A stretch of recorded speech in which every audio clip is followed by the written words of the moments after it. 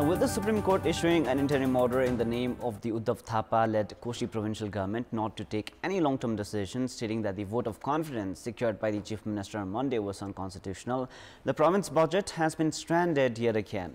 In this edition of Kantipur News, we also have updates about Donald Trump's booking at Georgia jail and Pakistan's thrilling win to secure the ODI series against Afghanistan. Good morning, I'm Prarambha Dahal. Let's begin with the main stories. Flooding in the Melamchi River induced by incessant rainfall creates risks and havoc in Hilambu's Galthum. 6 houses in Khotang also affected by landslides. Koshi province budget stranded with the province government reduced to caretaker status yet again. Door to introduce the budget through an ordinance closed as well. Former U.S. President Donald Trump departs Atlanta after surrendering at the Fulton County Jail on more than a dozen charges stemming from his efforts to reverse Georgia's 2020 election results. And Pakistan clinched an epic last-over thriller against hosts Afghanistan to take an unassailable 2-0 lead in the 3-match ODI series, escaped defeat to keep their unbeaten ODI record against Afghanistan intact. A flood at the Melamchi River following incessant rainfall has put a school and the Galthum settlement in Hilambu at risk. 6 households have been displaced while 2 toilets of Saraswati secondary schools have been swept by the flood. Security personnel and local residents are relocating the furnitures of the school. With the rainfall still underway, water level in the river is also on the rise while additional risks persist. According to the Hilambu Rural Municipality, public transport has been obstructed along the Melamchi-Hilambu road section, while electricity supply has been disrupted. Meanwhile, continuous rainfall for the past few days has put 6 houses at risk in Tuachung Municipality, Ward number 7, Mahadev Sthan of Halesi in Khotang.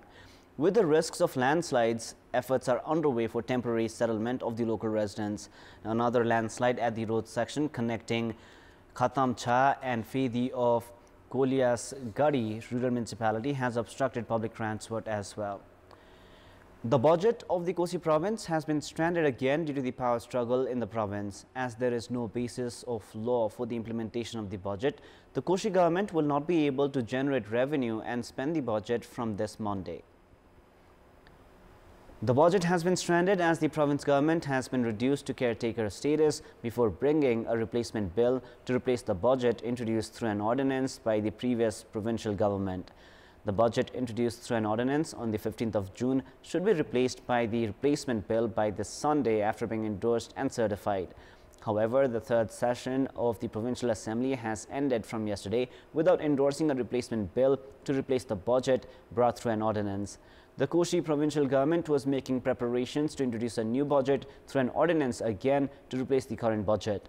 However, the provincial government failed to bring the new budget yesterday as it could not complete the required procedures. The province budget has been stranded after the Supreme Court issued a verdict yesterday, changing the Koshi provincial government to a caretaker status, barring the provincial government from taking any policy-level decisions that could have a long-term impact. The Koshi province government spokesperson and Minister for Drinking Water, Irrigation and Energy Pradeep Kumar Sunuwar informed that the provincial government would follow this Supreme Court decision. A spokesperson Sunuwar also said that a new budget can be still introduced through an ordinance if experts suggest that it would not have any long-term impact.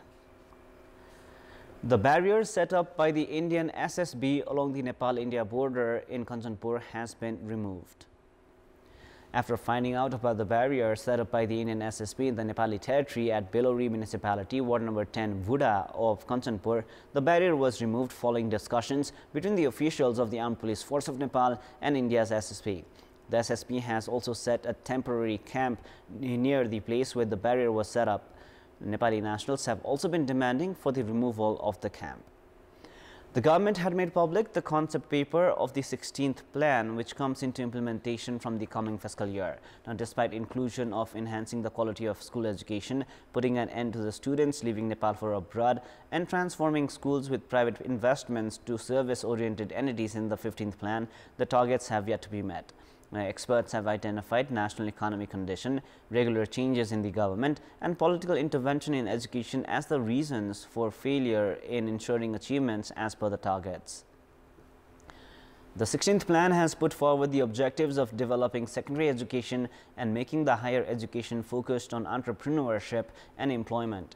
At a time when the students, despite receiving higher education, have been facing difficulties in finding jobs due to lack of skills, the National Planning Commission has put forward the idea of earning while learning and learning while earning. The use of digital technology, laboratories and well-facilitated libraries have also been stressed. The plan proposes making the university-level education research-oriented. The government has been investing around 10% of the total budget in education, which is more than 180 billion rupees. However, despite such huge investments, the returns have been very disappointing. At a time when the quality of higher education has not been as expected, which has led to the rise in the number of students leaving the country for quality education abroad, experts have said that the 16th plan should focus on these issues. They have added that increasing political intervention in the education sector and regular changes in the government have also created obstacles in achieving the goals of the 5-year plans.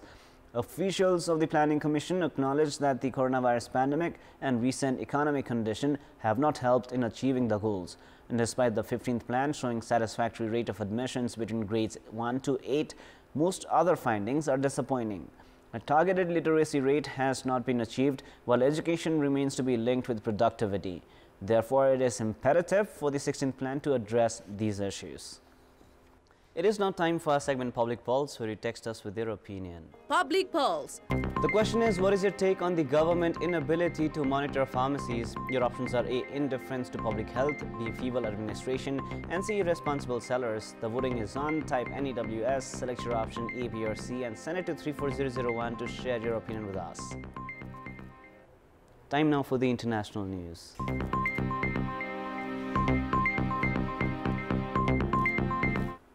Former U.S. President Donald Trump has surrendered at Fulton County Jail in Georgia and has been booked on charges of trying to overturn his 2020 election loss in the state, but has been released on $200,000 bond after having a historic mugshot taken. Trump, who is accused of colluding with 18 other defendants to overturn the 2020 election result in the southern state, spent less than 20 minutes inside Atlanta's Fulton County Jail before leaving in a motorcade for the airport. Like the other defendants in the case who have surrendered so far, the 77-year-old Trump had his mugshot taken during the booking process, a first for any serving or former U.S. president. Now, speaking to reporters after his arrest, Trump, the front-runner for the 2024 Republican presidential nomination, said it was a very sad day for America. The billionaire has been criminally indicted 4 times since April, setting the stage for a year of unprecedented drama as he tries to juggle multiple court appearances and another White House campaign. Trump was able to dodge having a mugshot taken during his previous arrests this year in New York on charges of paying hush money to a porn star, in Florida for mishandling top-secret government documents, and in Washington on charges of conspiring to upend his 2020 election loss to Democrat Joe Biden. His arrest came one day after Trump spurned a televised debate in Milwaukee, Wisconsin, featuring 8 of his rivals for the 2024 Republican presidential nomination, all of whom lag well behind him in the polls. Russian President Vladimir Putin has broken his silence over Yevgeny Prigozhin's reported death some 24 hours after the Wagner chief's private jet crashed. Russia's president said the head of the mercenary group was a talented person who made serious mistakes in his life. President Putin also sent condolences to the families of all 10 people said to be on board the plane that went down northwest of Moscow on Wednesday evening.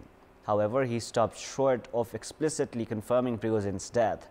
From the moment the plane came down, there has been frenzied speculation about what caused the deadly crash and whether Prigozhin was indeed on board as stated on the passenger list. At a briefing yesterday, a Pentagon spokesperson said the U.S. believed the Wagner chief was likely killed in the crash. Villagers near the crash site in the Tver region said they heard a loud bang before seeing a plane falling out of the sky. Reports in Russian media suggest one of the theories being investigated is whether a bomb was smuggled on board. A U.S. official said that the most likely cause appeared to be an explosion aboard the aircraft. The official added that cause of explosion was not known, although a bomb was one possibility. Another theory raised by a Prigozhin-linked Telegram channel suggested that the jet had been shot down by Russian anti-aircraft forces. This has not been confirmed, and yesterday the Pentagon said there was no information to indicate this. And ground staff in Moscow's Sheremetyevo airport, where the plane took off heading for St. Petersburg, are being questioned, and CCTV footage is being checked. Now, thousands of demonstrators took to the streets of Buenos Aires to demand more support from the government at a time of deepening economic crisis ahead of October's general election. Carrying flags and holding signs, protesters demanded more resources for social welfare programs and soup kitchens as families struggle with inflation that has been throwing more and more people into poverty. Argentina is grappling with annual inflation that now sits at 113%, and JP Morgan estimates it could hit an eye-watering 190% by the end of the year. The triple-digit inflation rate has plunged some 40% of the population below the poverty line. A recent sharp devaluation of its currency has made things more expensive, and it is all ratcheting up an already ugly three-way race for the presidency, currently led by radical libertarian Javier Milei, who has ridden a wave of voter anger over inflation and hardship. In the rugged terrain of the North Shuswap region in British Columbia, Canada, BC Wildfire Service firefighters wage a relentless battle against the Bush Creek wildfire. Video footage shows their concerted efforts to contain the blaze's southeast flank. The fire, which has been raging in the area, prompted crews to employ a unique approach. Morgan Benenson, a dedicated member of the Titan unit crew, explained the need to dig the fire out of the ground instead of relying solely on water spraying techniques. Homes and properties in the community of Scotch Creek have suffered significant damage, underscoring the destructive impact of the flames. Canada is experiencing its worst wildfire season on record, and in the past week, more than 50,000 people, including the entire population of the Northwest Territories' capital, Yellowknife, have been forced to flee their homes. An ancient polychrome wall discovered in northern Peru is believed to be over 4,000 years old and could have been part of a ceremonial temple, according to archaeologists, offering new insights into the region's historic cultures. The wall was first stumbled upon by farmers in 2020 during harvesting work, prompting an extended dig and work to determine its origins, said archaeologist Ferran Castillo, head of a research project in the coastal region of La Libertad. The remains of the ancient building were revealed in the Viru Valley, some 480 kilometers north of Lima. Castillo added that the wall is estimated to be about 3 meters high and presents triangular geometric lines with occasional shades of red and yellow. The north of Peru is home to ancient ceremonial complexes such as Carol, which is about 5,000 years old, and to the mysterious gigantic lines of Nazca drawn in the desert more than 1,500 years ago in the Ica region. Sports news. Nepali Eves play hosts Malaysia today at the Women's 2020 International Series involving 4 nations. The match, which will be played at the Biomass Cricket Ground, will begin at 11:45 a.m. Nepal time. In another match of the series, Hong Kong have defeated Kuwait by 16 runs. And despite standing atop the points table with 4 points from 2 wins, Nepal's spot in the tournament final is yet to be secured. Kuwait have already crashed out of the tournament. Winners of the clash between Malaysia and Nepal will play Hong Kong in the final. Team Nepal had seen off Hong Kong by 6 wickets in their first match in the league stage and had brushed aside Kuwait by 34 runs in the second clash. That is all for the moment. Our next English bulletin airs at 6 p.m. Thank you for staying with us.